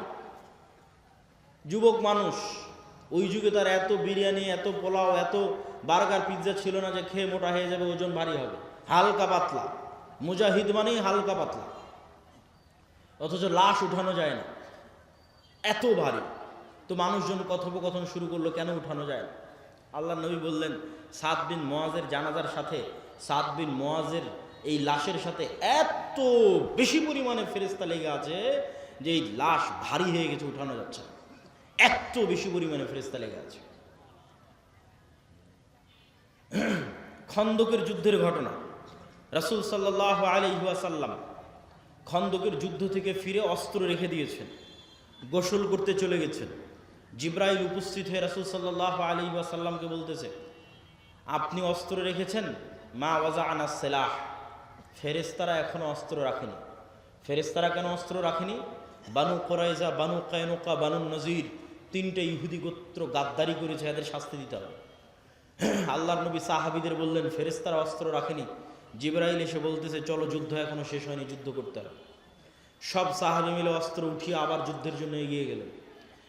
এই পর্যন্ত আয়েশা রাদিয়াল্লাহু তাআলা আনহার বর্ণনা। এবার আনাস রাদিয়াল্লাহু তাআলা বলছেন, কাআন্নী আনজুরু ইলাল গুবারি সাতিআন ফি যুকাকি বানি গানাম, বলছেন সাহাবীরা সহ আল্লাহর নবী সহ যখন আমরা বের হচ্ছি ইহুদি গোত্রগুলোর দিকে এগিয়ে যাওয়ার জন্য, তখন আমাদের সামনে দেখছি ধুলায় অন্ধকার। ঠিক যেমন 500-1000 মোটরসাইকেলের শোডাউন দিলে গ্রামের রাস্তায় ধুলা উঠতে থাকে, পিছনের গাড়িতে করে যদি আপনি থাকেন দেখবেন যে ধুলায় অন্ধকার হয়ে গেছে রাস্তা। তাহলে আমরা যাচ্ছি তো সামনে ধুলায় অন্ধকার, কিসের ধুলা? আনাস রাদিয়াল্লাহু তাআলা বলছেন, আমাদের আগে আগে জিবরাইলের ঘোড়সওয়ার বাহিনী যাচ্ছে। আল্লাহু আকবার। জিবরাইলের ঘোড়সওয়ার বাহিনীর পায়ের আঘাতে ধুলা তৈরি হয়েছে। সাদ বিন আবি ওয়াক্কাস রাদিয়াল্লাহু তাআলা আনহু থেকে বর্ণিত, তিনি বলেন, রাআইতু ইয়াওমা উহুদিন আন ইয়ামিনি ওয়া আন ইয়াসারি, উহুদের যুদ্ধের দিন আমার ডানে এবং আমার বামে দুইজন ব্যক্তি, রজুলাইন আলাইহিমা সিয়াবুন বীজুন, দুইজন ব্যক্তি সাদা পোশাকধারী, মা রাআইতুহুমা ক্বাবলু ওয়ালা বাদ, যাদেরকে আমি অতীতে কোনোদিন দেখিনি, পরে কোনোদিন দেখিনি। এই দুইজন সাদা পোশাকধারী ব্যক্তি আসাদ্দাল কিতাল, বীর বিক্রমে যুদ্ধ করতেছে, সীমাহীন ভয়ঙ্কর যুদ্ধ করতেছে। রাসূল সাল্লাল্লাহু আলাইহি ওয়াসাল্লামকে এসে যখন শোনালাম, আল্লাহর নবী বললেন, এরা দুইজন হচ্ছে জিবরাইল আর মিকাইল। আল্লাহু আকবার। জিবরাইল মিকাইল যুদ্ধে অংশগ্রহণ করেছে রাসূল সাল্লাল্লাহু আলাইহি ওয়াসাল্লামের পক্ষে। বর্ণনা দিচ্ছেন সাদ বিন আবি ওয়াক্কাস। একজন সাহাবী এক যুদ্ধে এক মুশরিকের পিছনে ধাওয়া করতেছে, তো আকাশ থেকে আওয়াজ আসতেছে, আকদিম ইয়া হাইজুম, হে হাইজুম তুমি এগিয়ে চলো। আওয়াজ আসা মাত্রই এই সাহাবী ওই মুশরিকের উপর আক্রমণ করার আগেই মুশরিক উল্টে পড়ে আছে এবং ক্ষত স্থান থেকে রক্ত বের হচ্ছে, আহত স্থান থেকে রক্ত বের হচ্ছে। সাহাবী রাসূল সাল্লাল্লাহু আলাইহি ওয়াসাল্লামকে এসে ঘটনা শোনালে আল্লাহর নবী বললেন, জালিকা মিন মাদাদিস সামাইস সালিসা, এটা ছিল তৃতীয় আসমান থেকে আসা ফেরেশতার আক্রমণ। উহুদের যুদ্ধের দিন হানজালা রাদিয়াল্লাহু তাআলা আনহু শহীদ হয়েছে। তার স্ত্রীর মারফতে জানা যাচ্ছে যে তিনি ফরজ গোসল অবস্থায় বাসর ঘর থেকে বের হয়ে গেছেন জিহাদের ডাক শুনে। সাহাবীরা আল্লাহর নবীকে বললেন, হানজালাকে গোসল দিতে হবে। রাসূল সাল্লাল্লাহু আলাইহি ওয়াসাল্লাম বলেন, ইন্না সাহিবাকুম তুগাসসিলুহুল মালায়েকা, তোমরা আর হানজালাকে কি গোসল দিবা? ফেরেশতারা ইতিমধ্যে গোসল দিয়ে ফেলেছে। তাহলে এবার আপনি শুধু চিন্তা করবেন সাহাবীদের ঈমান ফেরেশতার অস্তিত্বের উপর, আর আমার আর আপনার ঈমান ফেরেশতার অস্তিত্বের উপর। ঈমান বিল গায়বে ইয়াকিন, যেটা আমাদের বক্তব্যের মূল বিষয়বস্তু, যার এক পয়েন্টে আমরা আছি ঈমান বিল মালায়েকা, ফেরেশতার উপর ইয়াকিন, ফেরেশতার অস্তিত্বের উপর ইয়াকিন। তো এগুলো কি শুধু হাদিসে এসেছে? না। আচ্ছা, এগুলো কি শুধু হাদিসে এসেছে? না, স্বয়ং আল্লাহ সুবহানাহু ওয়া তাআলা কোরআন মাজিদে বলতেছে। আল্লাহ সুবহানাহু ওয়া তাআলা কোরআন মাজিদে মুসলমানদের বিভিন্ন যুদ্ধে ফেরেশতা অবতীর্ণ করার কথা 5-6 আয়াতে বলেছে। ইস্তাস্তাগীসুনা রাব্বাকুম ফাস্তাজাবা লাকুম আন্নি মুমিদ্দুকুম বিআলফিম মিনাল মালাইকাতি মুরদিফিন, তোমরা আল্লাহর কাছে বিপদে পড়ে সাহায্য চেয়েছিলে, আমি আল্লাহ আসমান থেকে তোমাদের পক্ষে 1000 ফেরেশতা অবতীর্ণ করেছি। আর এক আয়াতে আল্লাহ সুবহানাহু ওয়া তাআলা বলছেন, ইস্তাকুলু লিল মুমিনিনা আলাই ইয়াকফিয়াকুম আন ইউমিদ্দাকুম রাব্বুকুম বিসালাসাতি আলাফিম মিনাল মালাইকা, তোমাদের জন্য কি যথেষ্ট নয় যে আল্লাহ আসমান থেকে 3000 ফেরেশতা অবতীর্ণ করেছে? যদি প্রয়োজন হয় আল্লাহ 5000 ফেরেশতা আসমান থেকে অবতীর্ণ করবেন। সম্মানিত উপস্থিতি, তাহলে ফেরেশতারা আল্লাহর নবীর পক্ষ হয়ে যুদ্ধে অংশগ্রহণ করেছে, আর সেই ফেরেশতাদের সাহাবীরা দেখেছে, সেই ফেরেশতাদের অস্তিত্বের প্রভাব সাহাবীরা দেখেছে। আবু সাঈদ খুদরি রাদিয়াল্লাহু তাআলা আনহু থেকে বর্ণিত, তিনি বলেন, উসাইদ বিন হুযাইর নামে এক সাহাবী তার কৃষি কাজের জায়গায় রাতের বেলা কোরআন তেলাওয়াত শুরু করেছে। কোরআন নূর, কোরআন তেলাওয়াত শুরু করেছে। তো তার ঘোড়া লাফালাফি করতেছে কোরআন তেলাওয়াত শুনে, উনি কোরআন তেলাওয়াত থামিয়ে দিয়েছেন, আবার শুরু করলেন, আবার ঘোড়া লাফালাফি করলো। 3 বার এরকম হওয়ার পর আর কোরআন তেলাওয়াতই করলেন না। আল্লাহর নবীকে এসে ঘটনা শোনালে আল্লাহর নবী বললেন, তিলকাল মালাইকাতু দানাত লিসাউতিক, ও সাইদ, তোমার কোরআন তেলাওয়াতের আওয়াজে আল্লাহর ফেরেশতারা সব ওখানে নিকটবর্তী হয়ে গেছিল, যেই ফেরেশতাদের দেখে ঘোড়া লাফালাফি করতেছে। তুমি যদি সকাল পর্যন্ত তেলাওয়াত অব্যাহত রাখতে, মানুষেরও ফেরেশতাকে দেখে নিত। মানুষের ফেরেশতাকে দেখা অস্বাভাবিক কিছু নয়, যেটা আমরা শুরুতেই 2টা দলিল দিয়ে নিয়েছি যে মানুষ ফেরেশতাকে দেখতে পারে। সম্মানিত উপস্থিতি, তাহলে ফেরেশতারা অস্তিত্বশীল, ফেরেশতারা বিরাজমান, এবং কিয়ামতের পূর্ব মুহূর্তেও মানুষ ফেরেশতা দেখবে। মানুষের যদি ঈমান বিল গায়ব নাও থাকে তবুও দেখবে। ঈসা আলাইহিস সালাতু ওয়াস সালাম যখন নেমে আসবে তখন 2 ফেরেশতার কাঁধে নেমে আসবে। দাজ্জাল যখন মক্কা এবং মদিনায় প্রবেশ করবে তখন ফেরেশতারা উন্মুক্ত তরবারি হাতে থাকবে। তো এই আলোচনা থেকে আমাদের শিক্ষা কি? এই আলোচনা থেকে আমাদের শিক্ষা হচ্ছে যে পৃথিবীতে মানুষ 2 ধরনের, হয় শয়তানের গোলাম, শয়তানের বন্ধু, আর না হলে আল্লাহর গোলাম, আল্লাহর ফেরেশতার বন্ধু। আপনি নিজেকে খুঁজে নিতে পারেন যে আপনি কোন কাতারে, আপনি শয়তানের গোলাম, শয়তানের বন্ধু, না আল্লাহর গোলাম, ফেরেশতার বন্ধু। দেখেন রাসূল সাল্লাল্লাহু আলাইহি পরীক্ষা যে আপনি শয়তানের সাথে না ফেরেশতার সাথে। রাসূল সাল্লাল্লাহু আলাইহি ওয়াসাল্লাম বলছেন যে জিবরাইল আমাকে মেসওয়াক করতে বলছে, তো মেসওয়াক করতে করতে আমার দাঁতের মাড়ির গোস্ত পর্যন্ত ছিলে গেছে। কেন মেসওয়াক করতে বলছে? আমার মুখের গন্ধে জিবরাইলের কষ্ট হয়। তো আল্লাহর নবীর পবিত্র মুখের গন্ধে জিবরাইলের কষ্ট হয়, তাই বারবার মেসওয়াক করতে বলছে। আর আপনার 8 মাইল শিবগঞ্জের যে মানুষ রাত দিন বিড়ি সিগারেট খাচ্ছে, ওর কাছে ফেরেশতা আছে না শয়তান আছে? একটু জোরে বলেন, কে আছে? শয়তান আছে। সে শয়তানের বন্ধু, সে শয়তানের গোলাম। মনে করেন 8 মাইলের একটা বাড়ি, যে বাড়িতে ঢুকতে সালাম দেওয়া হয়, খাওয়ার শুরুতে বিসমিল্লাহ বলা হয়, টয়লেট বাথরুমে গেলে সেই টয়লেট বাথরুমের দোয়া পড়া হয়, 5 ওয়াক্ত সালাতে উজু করা হয়, সালাত আদায় করা হয়, বাড়িতে কোরআন তেলাওয়াত করা হয়, তাহলে ওই বাড়িতে কারা আছে? ফেরেশতারা আছে। নূরে পরিপূর্ণ বাড়ি। ঠিক যেমন আজ থেকে 100 বছর আগের মানুষ জানতো না যে আমার কথা এইভাবে আমেরিকায় গিয়ে বাজতে পারে, ওই রকম নূর আপনি জানেন না, কিন্তু আপনার বাড়ি নূরে পরিপূর্ণ। ঠিক এই আলো যেমন দেখা যাচ্ছে, এরকম অদৃশ্য একটা আলো, যে আলোতে ওই বাড়ি পরিপূর্ণ হয়ে আছে, সেটা হচ্ছে নূর। আর একটা বাড়ি যেখানে কেউ সালাম দিয়ে ঢোকে না, যেখানে কেউ আল্লাহর নাম নিয়ে খায় না, যেখানে কেউ পেশাব থেকে সচেতন সতর্ক থাকে না, পবিত্র হয় না, ফেরেশতারা প্রচণ্ড পবিত্র, মুতাহহারুন, এদের অপবিত্র হওয়ার কোনো সুযোগ নাই। এই জন্য এরা পবিত্র মানুষকে ভালোবাসে, আর শয়তান নিকৃষ্ট, এই জন্য অপবিত্র মানুষকে ভালোবাসে। তো পেশাব থেকে যত্ন নেয় না, ফরজ গোসল করে না, নামাজ পড়ে না, বাড়িতে মাসকে মাস, বছরকে বছর কোনোদিন কোরআন তেলাওয়াত হয়নি, ওই বাড়িতে নূর আছে? ওই বাড়িতে নূর নাই, ওই বাড়িতে ফেরেশতা নাই। বাড়িতে ছবি টাঙ্গানো আছে, বাড়িতে কুকুর থাকে, লা তাদখুলুল মালাইকাতু ফি বাইতিন ফিহি সূরুন আও কালবুন, ওই বাড়িতে রহমতের ফেরেশতা প্রবেশ করে না যে বাড়িতে ছবি আছে, যেই বাড়িতে মূর্তি আছে। তাহলে একটা বাড়ি যে বাড়িতে লাইট জ্বলছে না, কারেন্ট জ্বলতেছে না, অন্ধকার, ওই বাড়িটা কবরের মতো অন্ধকার। কেন? ওই বাড়িতে নূর নাই। একটা অদৃশ্য আলো যেটা জ্বলতো, সে অদৃশ্য আলো ওই বাড়িতে নাই, ওই বাড়ি কবরের মতো অন্ধকার, নূরবিহীন বাড়ি, ফেরেশতার অস্তিত্ববিহীন বাড়ি, শয়তানে পরিপূর্ণ বাড়ি, কালোয় অন্ধকারে অন্ধকারাচ্ছন্ন বাড়ি।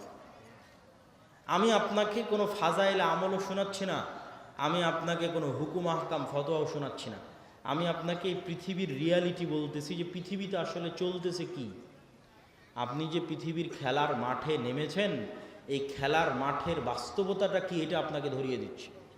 যেমন ক্রিকেট খেলতে নামলে, ফুটবল খেলতে নামলে, গ্রামের আর কোনো খেলা খেলতে নামলে আর নিয়ম থাকে যে এই দাগ পার হলে আউট, আর এই দাগ পার হলে নট, আর এই হলে ছক্কা, এই হলে উমুক তুমুক।